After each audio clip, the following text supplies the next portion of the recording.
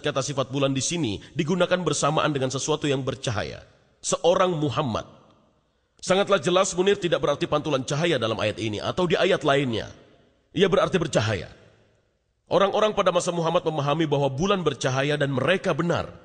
Sama seperti pada masa Musa memahami bahwa matahari adalah cahaya terbesar dan bulan cahaya yang lebih redup dan mereka benar. Namun jika Anda memaksa, kata Arab nur dan bulan di sini berarti pantulan cahaya.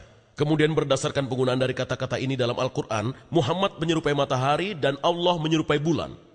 Apakah Dr. Naik benar-benar ingin mengatakan bahwa Muhammad adalah sumber cahaya dan Allah hanyalah pantulannya?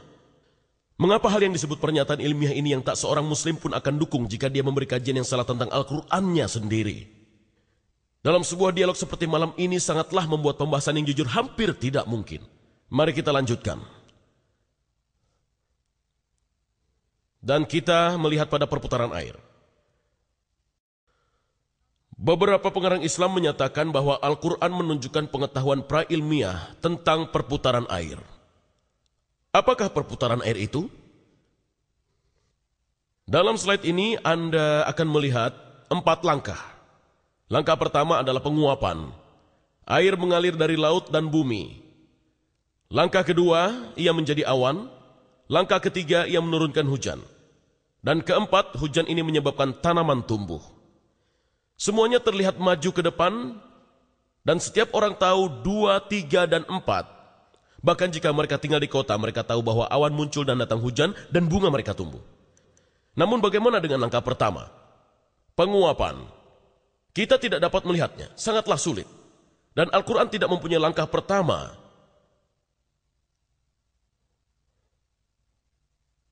Sekarang akan kita lihat pada seorang nabi dalam Injil, yaitu nabi dari tahun 700 sebelum Masehi. Nabi Amos, dia menulis, dialah yang menciptakan Pleiades dan Orion, yang membuat kegelapan menjadi fajar dan senja malam menjadi gelap malam. Dan dia kemudian memanggil air dari lautan. Tahap pertama. Dan menaburkan mereka ke permukaan tanah, tahap ketiga. Tuhan atau Yahweh adalah namanya. Dan nabi lainnya adalah Ayub. Surat 36 ayat 26-28. Setidaknya 1000 tahun sebelum Hijriah. Dia mengatakan, sesungguhnya Allah itu besar, tidak tercapai oleh pengetahuan kita. Jumlah tahunnya tidak dapat diselidiki. Tahap pertama dia menarik ke atas titik-titik air dan memekatkan kabut menjadi hujan. Itu adalah tahap ketiga. Dan kemudian awan disebutkan tahap kedua yang dicurahkan oleh mendung dan disiramkan ke atas banyak manusia. Jadi dalam Injil, tahap pertama yang sulit ini sudah ada di sana lebih dari ribuan tahun sebelum Al-Quran. Sekarang mari kita teruskan dan lihat pada pegunungan. Al-Quran memiliki lebih dari selusin ayat yang menyebutkan bahwa Tuhan menempatkan pegunungan secara tetap dan tidak bergeser. Dan dalam beberapa ayat ini pegunungan disebut baik sebagai anugerah bagi orang beriman atau peringatan bagi orang kafir. Satu contoh dapat ditemukan dalam surat Luqman, ayat 10-11, di mana satu di antara 5 pegunungan adalah peringatan. Dikatakan, dia menciptakan langit, katakan, dia menciptakan langit tanpa tiang yang kamu melihatnya, dan dia meletakkan di atas bumi gunung yang kokoh, rawasia, supaya tidak menggoyangkan kamu. Dalam Sang Nabi Al-Anbiya ayat 31, sebagai satu dari 7 peringatan kita baca, dan kami telah jadikan di bumi ini gunung-gunung yang kokoh, supaya bumi itu tidak goncang bersamamu, bersama mereka. Akhirnya dalam lebah An-Nahl surat 16 ayat 15 mengatakan bahwa dia telah menjadikan alga di bumi gunung yang kokoh, rawasia, supaya tidak menggoyangkan kamu. Kita lihat bahwa kemudian orang-orang beriman dan orang-orang kafir diberitahu bahwa Allah melakukan hal agung tersebut. Dia menancapkan pegunungan sehingga bumi tidak akan bergoyang secara dahsyat bersamanya. Maka dari itu harus kita tanyakan diri sendiri apa yang mereka ketahui. Pada 2 ayat berikut gambaran lainnya diberikan. Berita besar. An-Naba surat 78 ayat 6 dan 7. Bukankah kami telah menjadikan bumi sebagai sebuah hamparan, gunung-gunung sebagai pasak, al-jibala autad, benda seperti yang digunakan untuk memasang tenda di tanah. Dan kemudian hari pembalasan Al-Ghasyiyah, surat 88 ayat 17 dan 19. Maka apakah orang-orang kafir tidak melihat gunung-gunung Al-Jibal dan bagaimana mereka ditancapkan seperti tenda? Di sini manusia diberitahu bahwa gunung-gunung dihamparkan seperti pasak-pasak tenda. Pasak pada tenda membuat tenda stabil. Jadi sekali lagi gagasannya adalah sebagai pasak. Gunung-gunung akan menghindarkan bumi dari guncangan. Gambaran ketiga diwakilkan dalam kata Rawasiyah, digunakan untuk gunung. Kata ini berasal dari kata dasar bahasa Arab arsa, dan kata dasar yang sama digunakan untuk kata Arab untuk jangkar. Untuk membuang atau melempar jangkar, alga al-mirsa. Jadi bukannya melempar jangkar untuk membuat kapal tidak bergerak. Kami menghamparkan gunung-gunung untuk membuat bumi tidak bergerak. Nah, dari gambaran ini sangatlah jelas bahwa pengikut Muhammad tahu bahwa gunung-gunung diletakkan seperti pasak pada tenda, untuk membuat tenda tetap pada tempatnya. Seperti jangkar untuk membuat kapal tetap pada tempatnya, untuk menghentikan bumi bergoyang atau membatasi gempa bumi. Namun pada kenyataannya hal itu keliru. Pembentukan gunung-gunung menyebabkan gempa bumi. Maka ayat ini menampilkan masalah yang pasti. Dr. Maurice Bucaille menyadarinya dan membahasnya dalam bukunya Injil, Al-Quran, dan Ilmu Pengetahuan. Setelah mengutip ayat di atas tentang gunung, dia mengatakan, ahli geologi modern menggambarkan kesalahan di bumi seperti memberi landasan pada gunung-gunung, dan kestabilan pada kerak bumi dihasilkan dari fenomena dari kesalahan ini.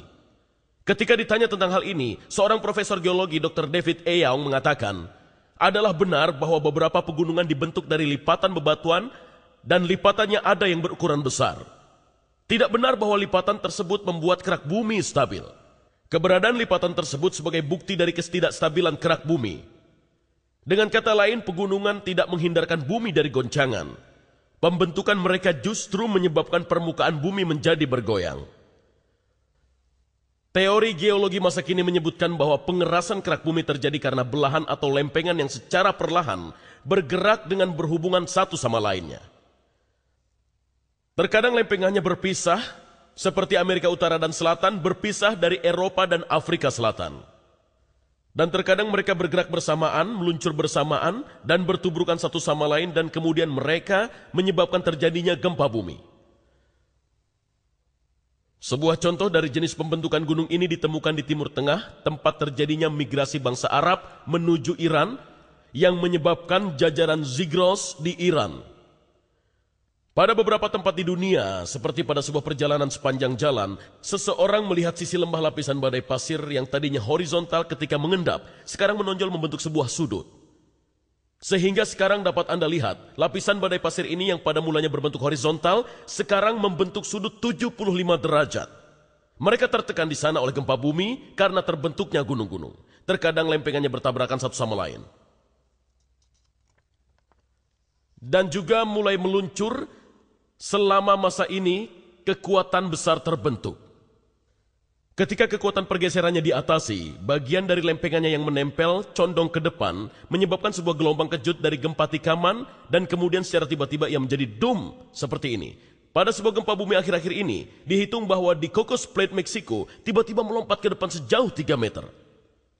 Ya, jika kuda Anda tiba-tiba melompat sejauh 3 meter akan menjadi suatu bencana. Jenis lain dari gunung adalah yang terbentuk dari gunung berapi. Lava dan abu dari dalam bumi tersembur keluar dan membuat gundukan sampai sebuah gunung tinggi terbentuk, bahkan dari dasar laut. Dan kita dapat lihat jenis peristiwa ini dari gambar ini. Saya harap Anda dapat melihatnya. Tidak jelas ya.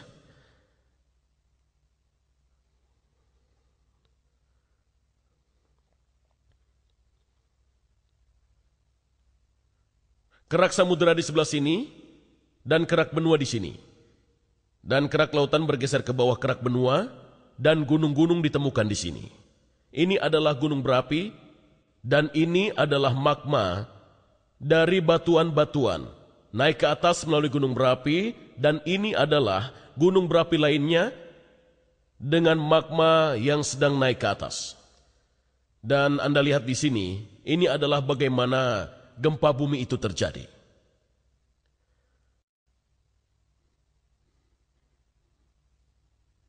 Pada kasus beberapa gunung Merapi, batuan menyusup ke dalam lubang pembukaan gunung Merapi dan mendingin untuk membentuk